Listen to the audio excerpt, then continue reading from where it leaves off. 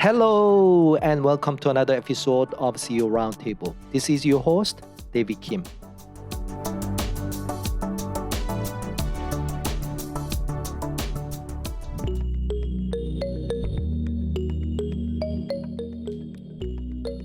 Today's guest is Alan Chanda. He's a founder and CEO of Dytech, better known as Zambian Honey Company in Africa. Alan, calling himself an accidental honeyman, designed a new eco-friendly beehive, what he calls Zam Hive, an innovative double-decker made from the unwanted wood waste. Eco-friendly design boosts productivity, increasing honey production per beehive from 15 kg to 75 kg per season. Higher productivity means a higher income for thousands of rural outgrower and small-scale farmers who work with Alan's Zambia-based honey business. The producer, many of them are women, benefit from having a guaranteed market. They also earn much more money than they did before as maize farmers. In this way, honey has become the main source of income for these producers, enabling them to provide for their family, invest in their children's education, and even start side businesses. We have been hearing the similar story for many years about how we can solve the problem and end the poverty in African rural areas. But the ideas oftentimes have been quite theoretical. Alan thinks he has found a solution with his business model, which helped to solve the problem in rural communities in Africa and is also good for the environment.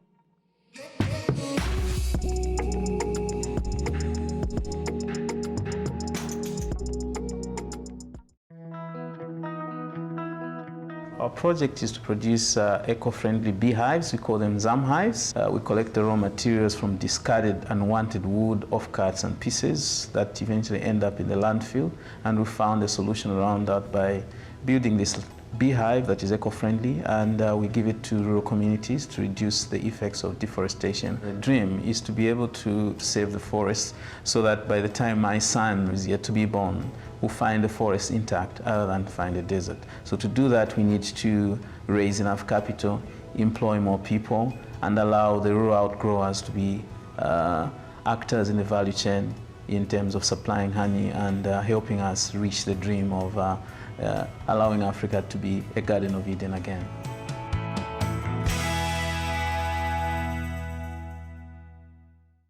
Hi, Alan. Why don't you introduce yourself? My name is Alan Chanda. I was born in Lusaka with loving parents. Unfortunately, I lost both early on in my primary education, and I had to go and start staying with my paternal grandparents. That meant that I lost much of the privileges that I had having working class parents. So therefore I lived in the village where it was an agricultural area, and because of lack of enough desks in the school system, I was one of those that sat on the floor for close to half a decade. And in that period, I walked nearly 7 kilometers each day to attend the village school. That gave me the tenacity to keep going, because my grandfather would always tell me that education is the only chance that you have to enjoy the momentum for, being able to mingle with anybody around the world. If you don't do that, you may not be able to enjoy the privileges of education and its benefits to society. So I was given that particular background to understand the importance of education, so I pursued it with the passion it deserves. When was your best day of your life while having run startup? I would take you to 2018 when I was selected to the World Trade Organization Open to Export global competition in Switzerland. There were 20 people competing in Geneva, Switzerland competition, and I was doubting whether I could actually be able to make the podium. There was only one award to be given, And I gave my pitch, literally carrying the entire weight of Africa on my shoulders because I was the only one from sub-Saharan Africa. And I took that particular award, and I almost could feel the entire weight of Africa in terms of how much that meant for the inspiration that people get as a result of my win in Geneva. So in other words, that created the belief in me that it's actually possible to do this. And it refined my approach in terms of how I can, compete, how I can explain the idea that I have developed.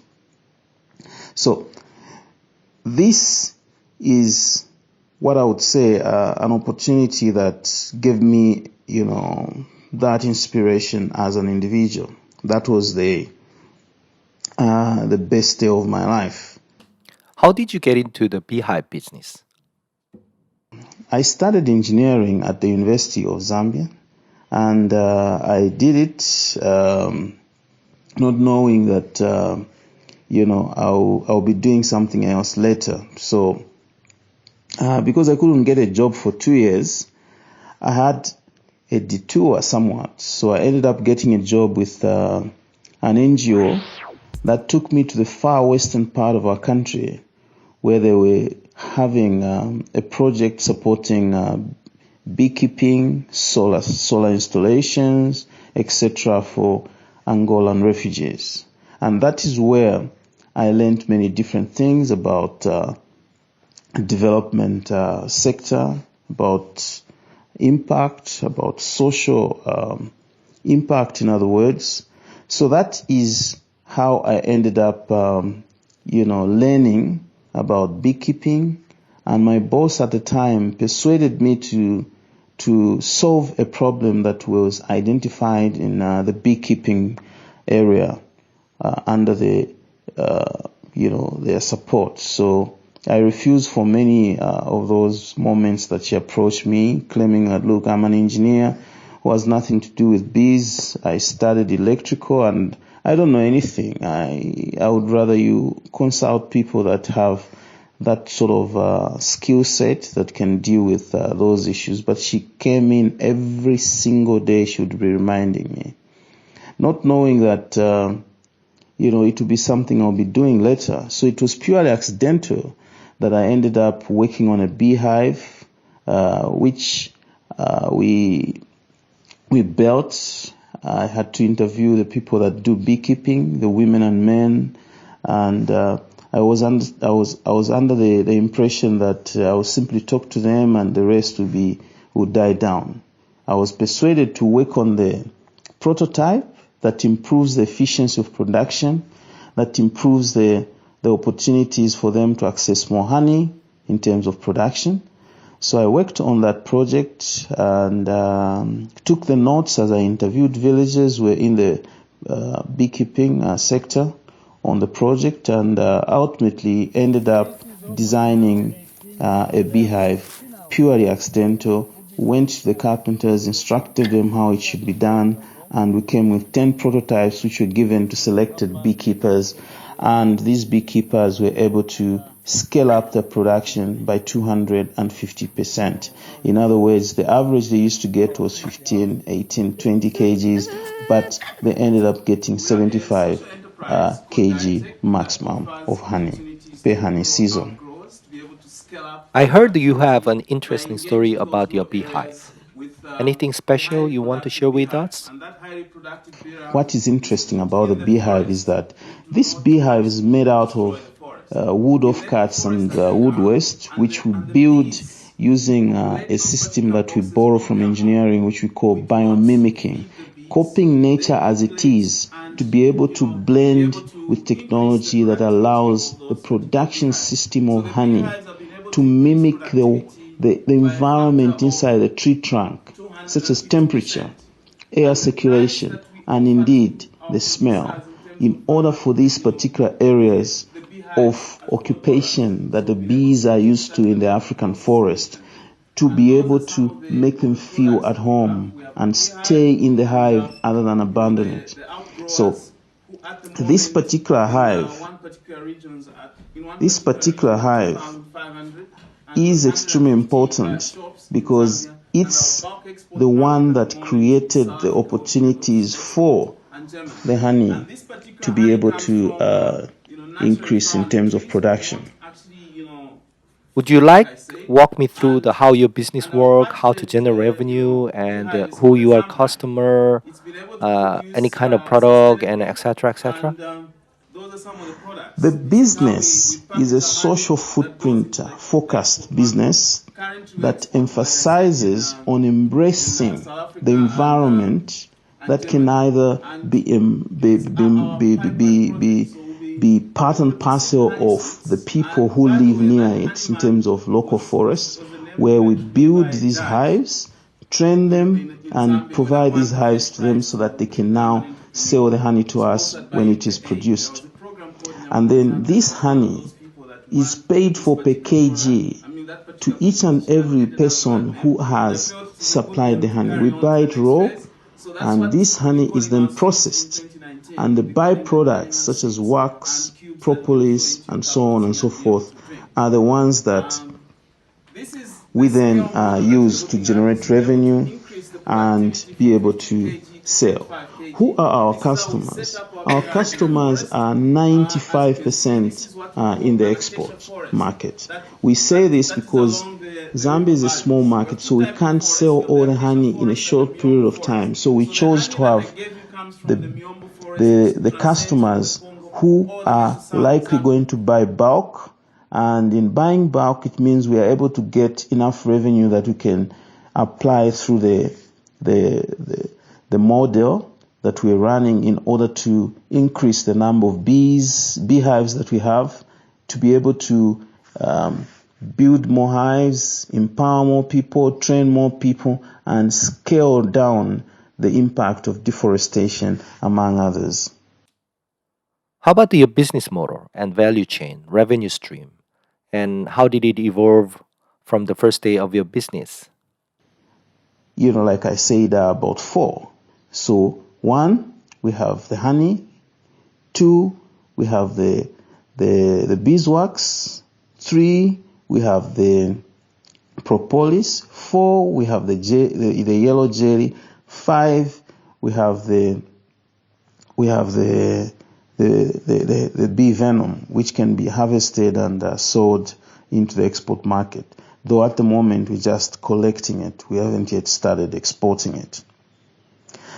So that is how we generate our money and be able to increase the footprint across the entire value chain.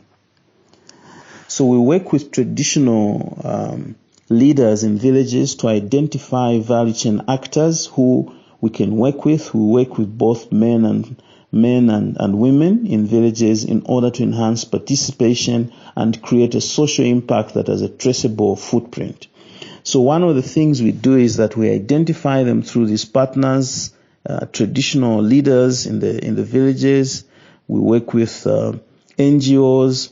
We also work with the government who help identify some of these rural outgrowers, and then we train them and equip each and every person trained with 10 beehives, because we want to have a certain minimum capacity production for each particular participant. So these people are registered, and when the honey is ready in their beehives, we guarantee to pay them per kg of each particular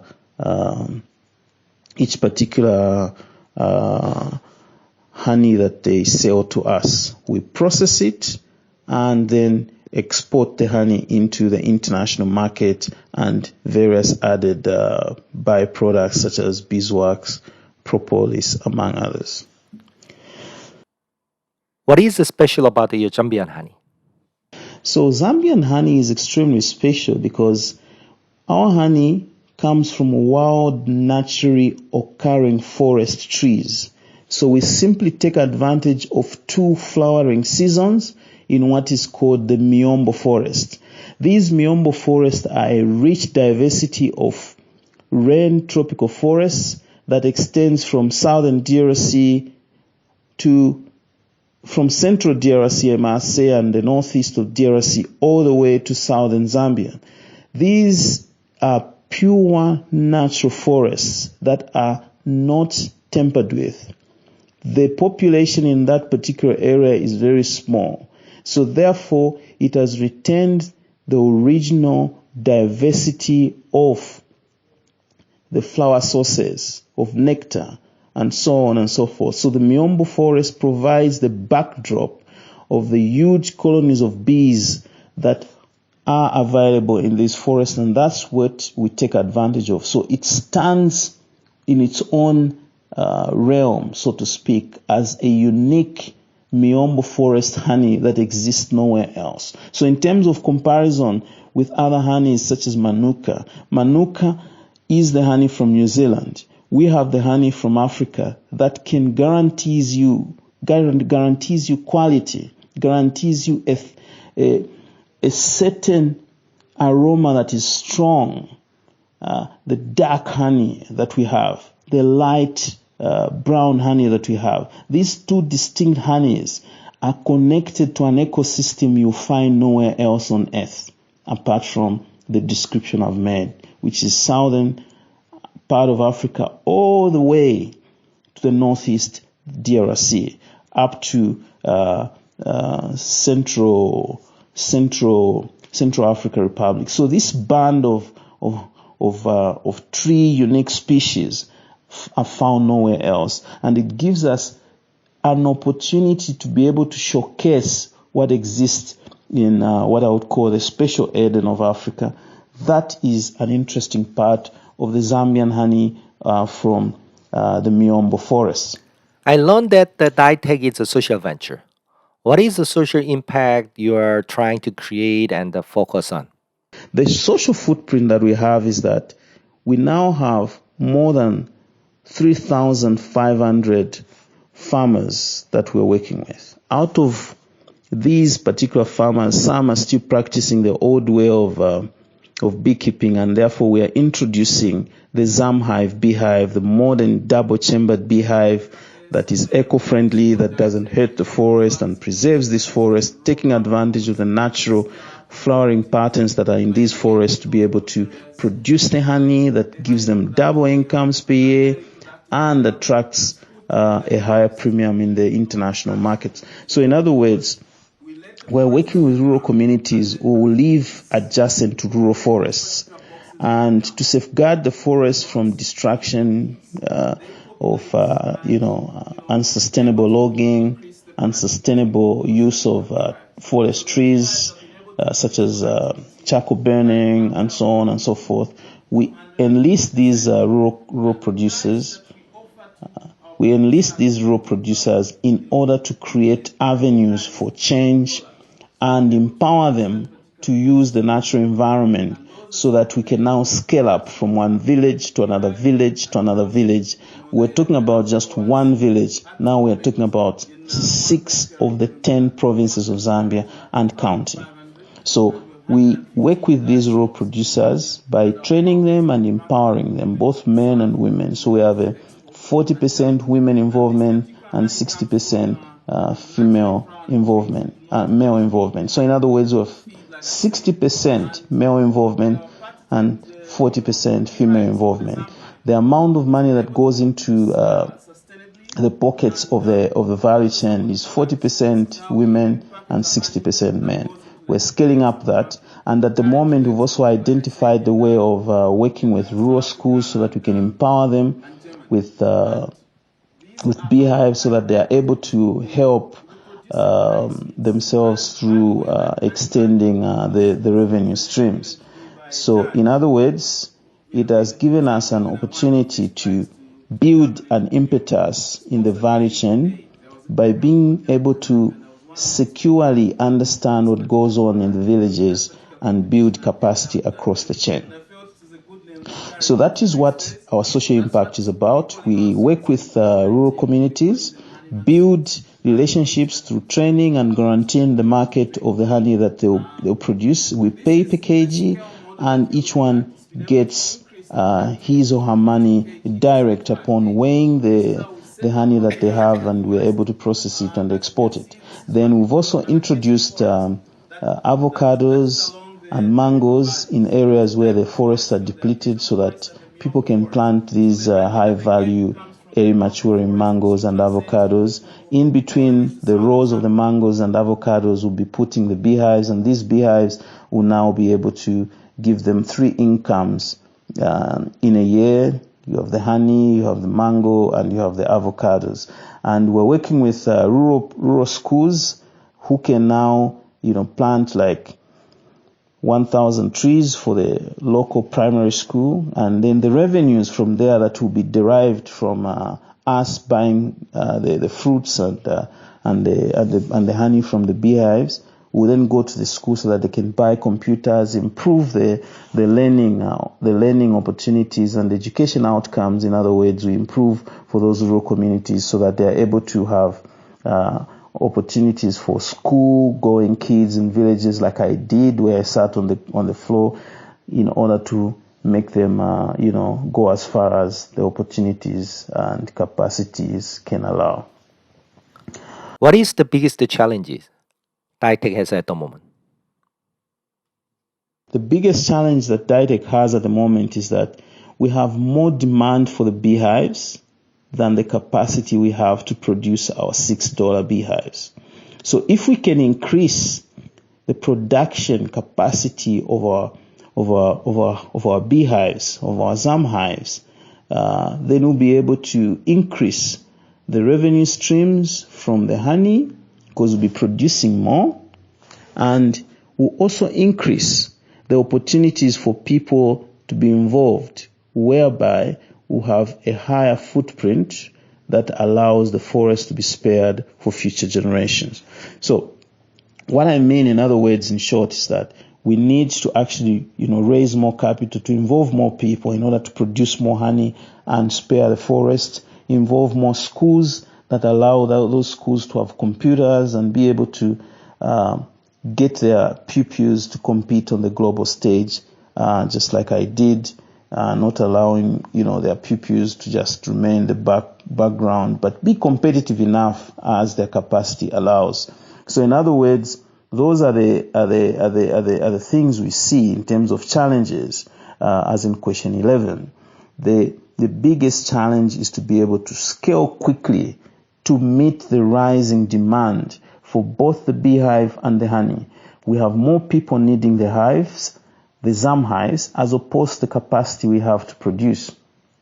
So that's one of them. And this means that we now have an opportunity to increase the footprint.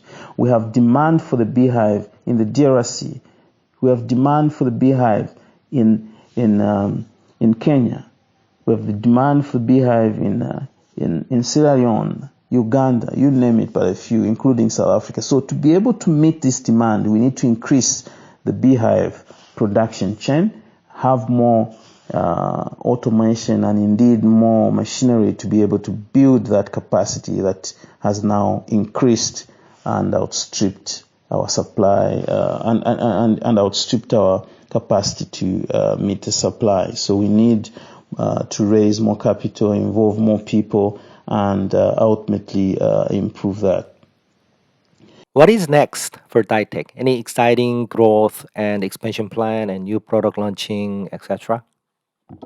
I believe that we should be able to build, the capacity to increase the footprint and be able to have more people that are involved in terms of the markets that I've explained, such as the DRC, Kenya, Uganda, Sierra Leone, and South Africa, to introduce the Zam Hive, introduce the social footprint where we work with rural schools, plant avocados to encourage flowering and revenue streams for the school so that they can buy computers and inspire their pupils to do more. So with launching of the new honey products in 2021, hopefully we'll be working with more people and building the capacity through opportunities that we have seen so far is exciting. And I feel very humbled that I've been on this journey for 4 years.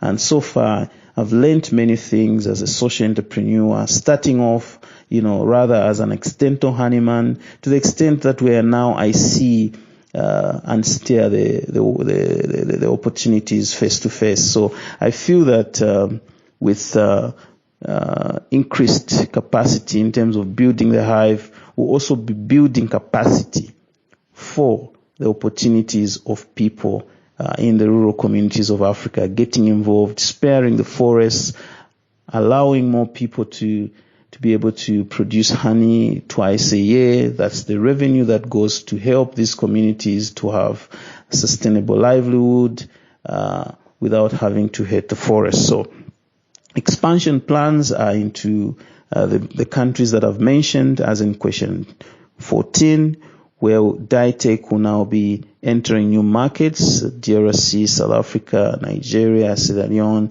and Uganda. And these are important milestones. As you know, the DRC has the largest forest cover in Africa. We call it the lungs of Africa. So it has that particular pure, refined Miombo forest. So we feel that by partnering with people in the DRC, like we've done in Zambia, we're poised to succeed. And then the expansion on the part of launching new products such as honey sweets in the coming year will also give us a unique market position that makes us more competitive and the growth pattern guaranteed, as we'll have more people that can buy honey other than the traditional way. We know that people use honey for coffee and tea, and we're bringing honey candy that will be used for people that are interested in natural sweeteners. So we feel that it's an exciting opportunity. Imagine Zambian honey flying on a commercial plane between South Asia and America, and somebody has a packet of honey that they can get a candy and drop it into the cup of coffee and just drink it. That would be very inspiring. It would be as good as saying a part of Africa is getting commended for their efforts. So thank you. This is an opportunity to know what Dytech is about, and we feel that we are able to share these opportunities with other people as a social footprint and create more opportunities for people to spare the forest, deriving revenue from there, working with schools, so that these schools are able to produce graduates like myself and others in their millions in Africa, and allowing Africa to expand its opportunities to the rest of the people. Thank you. Thank you so much for listening to this episode. Don't forget to subscribe to CEO Roundtable, share with your friend, and drop me a review. Goodbye.